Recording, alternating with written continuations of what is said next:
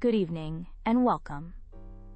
Tonight, we delve into one of the most pressing technological questions of our time. We are examining the use of facial recognition technology in our public spaces. Is it an essential tool for modern security or a dangerous step towards a future of mass surveillance?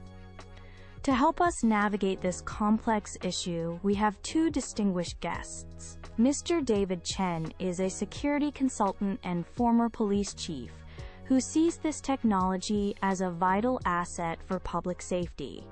And Ms. Fatima Al-Jamil is a human rights lawyer who argues passionately against its use, citing grave concerns for our fundamental freedoms.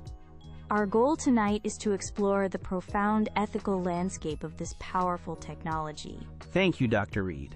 I want you to imagine a scenario that is all too real for many families. A young child vanishes in a crowded city square during a festival. In the past, this would trigger a massive, slow-moving physical search, with hope diminishing by the minute.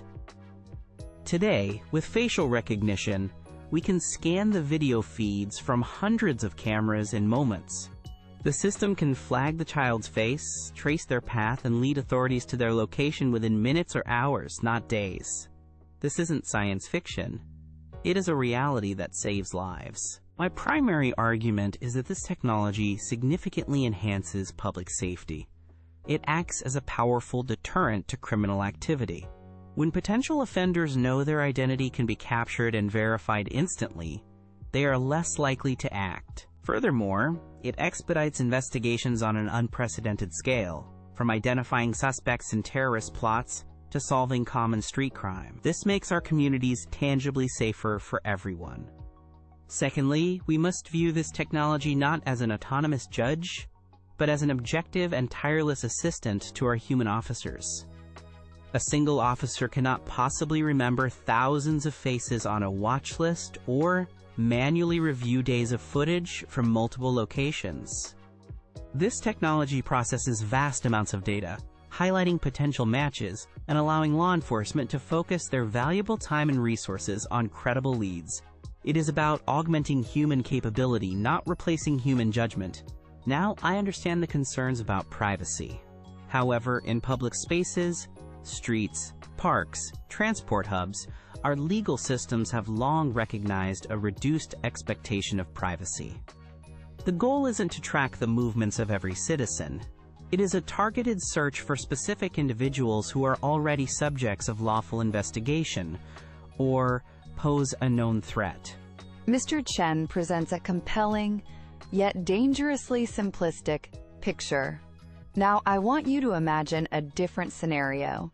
A teacher is on his way to a parent-teacher conference. He is stopped, handcuffed, and arrested in front of his neighbors because a faulty facial recognition system incorrectly matched his face to that of a robbery suspect from another city. He spends days in jail, loses his job, and suffers immense psychological trauma before the error is finally uncovered. This isn't a hypothetical. It's a documented reality for innocent people. My first and most urgent argument is that the widespread use of facial recognition in public spaces constitutes a fundamental erosion of privacy and freedom. The simple knowledge that you are being watched, identified, and potentially logged by an unseen authority creates a profound, chilling effect. Will you feel free to join a peaceful protest, attend a controversial lecture, or simply be yourself in public if you know your presence is being permanently recorded and analyzed?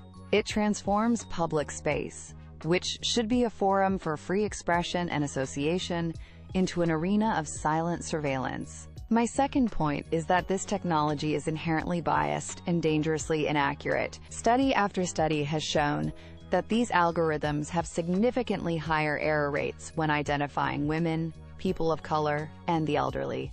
This is not just a technical glitch. It is the automation of existing societal prejudices. Deploying this flawed system as a tool for public safety means we are knowingly subjecting minority communities to a higher risk of false accusation, wrongful arrest, and unjust harassment. It is a technological codification of discrimination. Finally, we must ask the terrifying question of data control. Who stores this vast ocean of biometric data?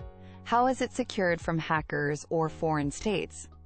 What prevents this data from being used for purposes far beyond its original intent? We are on the verge of creating a permanent, searchable record of our citizens' public lives. This infrastructure of surveillance, once built, is an irresistible temptation for misuse by any government, present or future, seeking to consolidate power and control its populace. Thank you both for those powerful opening statements. Ms. Al-Jamel, I'd like to start the discussion with you.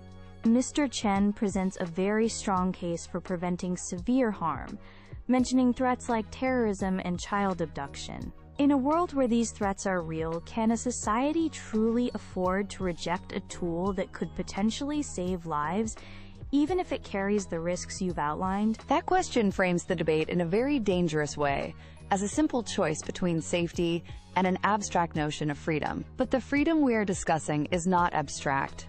It is the bedrock of a democratic society. The promise of, quote, temporary safety is the historical justification for the erosion of fundamental liberties. When a person is wrongfully arrested, their life is ruined. That is not a risk. It is a catastrophic failure with a profound human cost. When a community feels too intimidated to protest injustice, democracy itself is harmed. We cannot sacrifice the very principles our society is built upon for a technological tool that, I must add, often fails to deliver on its promises while consistently undermining our rights. The cost of this so-called safety is the soul of our free society. If I may respond, Ms. Al-Jamil speaks of the cost of action, but we must also weigh the severe cost of inaction. When a terrorist attack succeeds that could have been prevented, or a child is lost forever, the consequences are just as real and devastating. The goal is not to sacrifice liberty, but to find a balance. Strong regulations, strict oversight, and clear legal frameworks can manage the risks. We can require warrants for its use, mandate public transparency reports, and impose severe penalties for misuse. It is not an all-or-nothing proposition. Mr. Chen, that brings me to my next question for you. You mentioned oversight, but the issue of algorithmic bias is a major concern. Ms. Al-Jamil pointed out the higher error rates for minority communities. How can we justify implementing a system for public safety when we know for a fact that it is more likely to fail and falsely accuse individuals from these specific groups? Does that not create a two-tiered system of justice? That is an incredibly important point, and I will not downplay it. The early iterations of this technology had unacceptable levels of bias, and some systems still do. However, the technology is improving at a rapid pace, with developers actively working to correct these biases with more diverse datasets. Crucially, I must reiterate that a facial recognition match should never be the sole basis for police action. It is not a verdict, it is a lead. It requires a trained human officer to verify the match, check other evidence, and make a final, reasoned determination. Human oversight is the critical safeguard that transforms a raw data point into a reliable piece of intelligence. The system points you in a direction. Human diligence confirms if it's the right one. With all due respect, the human oversight argument is a fantasy in practice. It relies on a perfect, unbiased human officer who is immune to the powerful suggestion of a machine that is presented as objective and scientific. This is known as automation bias. When a police officer receives a, quote, match from the system, their subsequent investigation is already tainted. They are looking for evidence to confirm the machine's suggestion, not conducting an impartial inquiry. So, the human in the loop often becomes a rubber stamp for the algorithm's initial biased error, compounding the injustice rather than preventing it. Let's move to a final point of contention: the right to protest. This is a cornerstone of a healthy democracy. How do we ensure this technology is not used to identify, track, and create lists of peaceful demonstrators, effectively discouraging democratic participation. This is where clear policy is paramount. The use of facial recognition should be restricted to investigating serious crimes, as defined by law. Its deployment for the blanket monitoring of political rallies or peaceful protests should be explicitly illegal. To conduct a search, law enforcement would need a warrant from a judge, based on probable cause that a specific crime has been or is being committed. This prevents the kind of political fishing expeditions we all agree are unacceptable. It is a tool for finding criminals, not for persecuting dissidents. Policies can be changed. The definition of a serious crime or public order threat can be expanded overnight by a government that feels threatened. The mere existence of this surveillance infrastructure is a threat to dissent. If you know that attending a protest means your face will be captured, identified, and stored in a government database, will you still go? It fundamentally alters the power dynamic. Protest becomes an act that requires risking your anonymity and future, which is a price many will be unwilling to pay. This technology is, by its very nature, an instrument of social control. As we conclude, I want to reiterate my core message. This is about using powerful technology responsibly to protect citizens from genuine harm. The world is not getting safer, and we must adapt our methods to face modern threats effectively. Let me offer an analogy. When the automobile was invented, it introduced incredible risks. But we didn't ban it. We implemented rules to manage those risks: speed limits, traffic lights, driver's licenses, and safety standards. We should approach facial recognition with the same logic.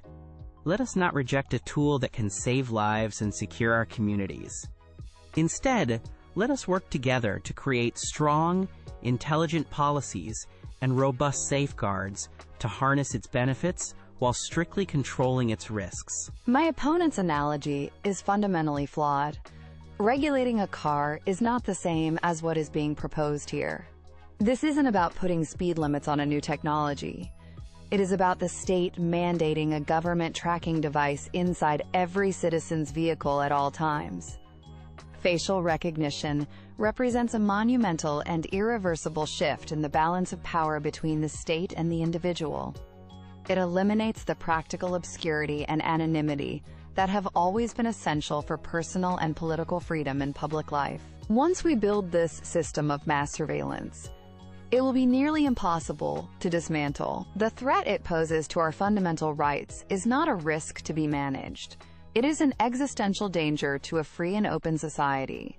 For this reason, I believe the only ethical choice is a complete ban on its use in our public spaces. I want to extend my sincere thanks to both Mr. Chen and Ms. Al-Jamil for their articulate and passionate arguments. You have clearly illuminated the central tension of this debate, the enduring conflict between our collective desire for security and our defense of individual liberty.